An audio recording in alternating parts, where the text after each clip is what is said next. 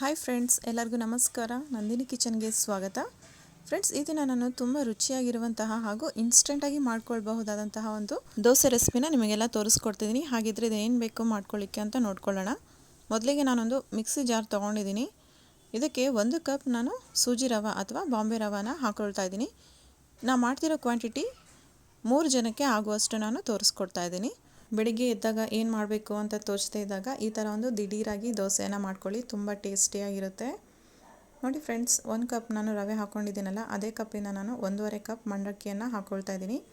ಮತ್ತು 1 ಕಪ್ ಹುಳಿ ಮೊಸರನ್ನು ಹಾಕ್ಕೋಬೇಕು ಈ ದೋಸೆಗೆ. ಹುಳಿ ಮೊಸರು ಹಾಕ್ಕೊಳೋದ್ರಿಂದ ದೋಸೆ ತುಂಬ ರುಚಿಯಾಗಿರುತ್ತೆ, ಬೆಣ್ಣೆ ಫ್ಲೇವರ್ ಕೊಡುತ್ತೆ ಫ್ರೆಂಡ್ಸ್ ಈ ದೋಸೆ. ಹಾಗೆ ಅದೇ ಕಪ್ಪಿಂದ 1.5 ಕಪ್ ನೀರನ್ನು ಹಾಕ್ಕೋಬೇಕು. ಹಾಕ್ಕೊಂಡ್ಮೇಲೆ ಇದನ್ನು ದೋಸೆ ಕನ್ಸಿಸ್ಟೆನ್ಸಿಲಿ ನಾವು ರುಬ್ಕೋಬೇಕಾಗುತ್ತೆ. ಈ ಒಂದು ರೆಸಿಪಿ ಮಕ್ಕಳಿಗೆ ಸ್ಕೂಲಿಂದ ಬಂದಾಗ ದಿಢೀರಾಗಿ ಮಾಡ್ಕೊಳ್ಬಹುದು, ಅಥವಾ ಬೆಳಿಗ್ಗೆ ಸಹ ಇದನ್ನು ಮಾಡಿಕೊಂಡು ಟಿಫನಿಗೆ ರೆಡಿ ಮಾಡ್ಕೋಬಹುದು. ನೋಡಿ, ಇವಾಗ ರುಬ್ಬಿ ತೋರಿಸ್ತಾ ಇದ್ದೀನಿ. ರುಬ್ಕೊಂಡಿರುವಂಥ ಈ ಮಿಶ್ರಣವನ್ನು ಒಂದು ಮಿಕ್ಸಿಂಗ್ ಬೌಲ್ಗೆ ಹಾಕ್ಕೊಳ್ಳೋಣ. ದೋಸೆ ಹದದಲ್ಲಿ ನಾವು ರುಬ್ಕೋಬೇಕಾಗುತ್ತೆ. ಈ ಹದ ಇದ್ದರೆ ಸಾಕು, ತುಂಬ ನೀರಾಗಿ ಮಾಡ್ಕೋಬಾರ್ದು, ತುಂಬ ಗಟ್ಟಿಯಾಗಿ ಸಹ ಮಾಡ್ಕೋಬಾರ್ದು.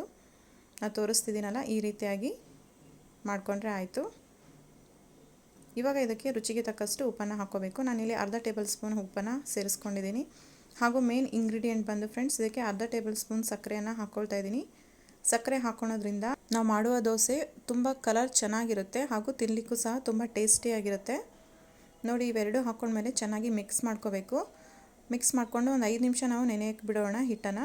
ಅಷ್ಟರಲ್ಲಿ ಒಂದು ತುಂಬ ರುಚಿಕರವಾಗಿರುವಂಥ ಚಟ್ನಿ ನಿಮಗೆ ತೋರಿಸ್ಕೊಡ್ತೀನಿ. ನೋಡಿ, ಒಂದು ಬಾಣಲೆ ಇಟ್ಕೊಂಡಿದ್ದೀನಿ ಒಲೆ ಮೇಲೆ. ಅದಕ್ಕೆ 1 ಟೇಬಲ್ ಸ್ಪೂನ್ ಎಣ್ಣೆಯನ್ನು ಹಾಕ್ಕೊಂಡು ಖಾರಕ್ಕೆ ಅನುಗುಣವಾಗಿ ನಾವು ಹಸಿಮೆಣಸಿನ್ಕಾಯಿನ ಈ ಥರ ಕೆಂಪಗಾಗಬೇಕು ಅಲ್ಲಿವರೆಗೆ ಇದನ್ನು ಹುರ್ಕೊಂಡು ಒಂದು ಪ್ಲೇಟಲ್ಲಿ ಎತ್ತಿಟ್ಕೊಳ್ಳೋಣ. ಹಾಗೆ 1 ಕಪ್ ನಾನಿಲ್ಲಿ ಶೇಂಗಾವನ್ನು ತೊಗೊಂಡಿದ್ದೀನಿ. ಇದನ್ನು ಸಹ ಸ್ವಲ್ಪ ಎಣ್ಣೆ ಹಾಕ್ಕೊಂಡು ಚೆನ್ನಾಗಿ ಹುರ್ಕೋಬೇಕು. ನೋಡಿ, ಈ ರೀತಿಯಾಗಿ ಹುರ್ಕೊಂಡ್ರೆ ಸಾಕು. ಇದನ್ನು ಒಂದು ಪ್ಲೇಟಲ್ಲಿ ಎತ್ತಿಟ್ಕೊಳ್ಳೋಣ. ಇವಾಗ ತಣ್ಣಗಾಗಿರುವಂತಹ ಶೇಂಗಾ ಬೀಜವನ್ನು ಒಂದು ಸಣ್ಣ ಮಿಕ್ಸಿ ಜಾರ್ಗೆ ಹಾಕ್ಕೊಳ್ತಾ ಇದ್ದೀನಿ.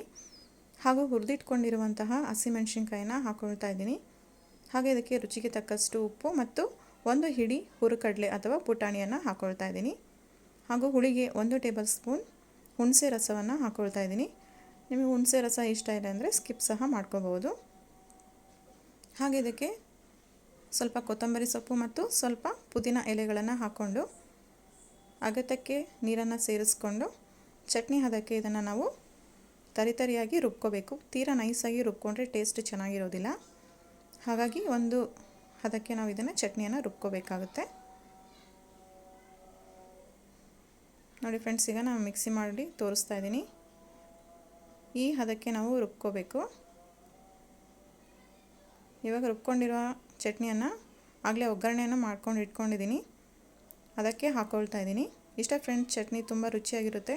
ಈ ಮೆಥಡಲ್ಲಿ ಒಂದು ಸತಿ ಟ್ರೈ ಮಾಡಿ. ಈಗ ತುಂಬ ಟೇಸ್ಟಿಯಾಗಿರುವಂಥ ಚಟ್ನಿ ರೆಡಿಯಾಗಿದೆ. ಇವಾಗ ಒಲೆ ಮೇಲೆ ಹಂಚನ್ನು ಕಾಯಲಿಕ್ಕೆ ಇಟ್ಕೊಂಡಿದ್ದೀನಿ. ಹಂಚು ತುಂಬ ಚೆನ್ನಾಗಿ ಕಾದಿದೆ.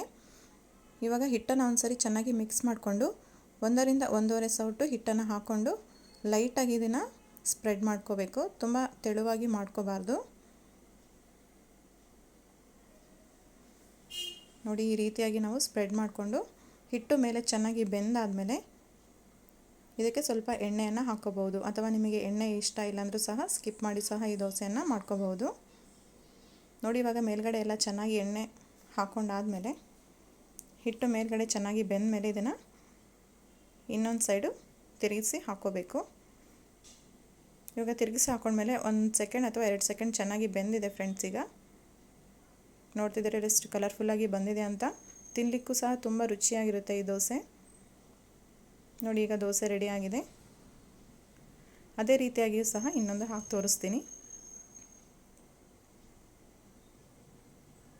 ಮಕ್ಕಳು ಸ್ಕೂಲಿಂದ ಬಂದಾಗ ಸಣ್ಣ ಪುಟ್ಟ ಹಸಿವು ಅಂತ ಹೇಳ್ತಾನೆ ಇರ್ತಾರೆ.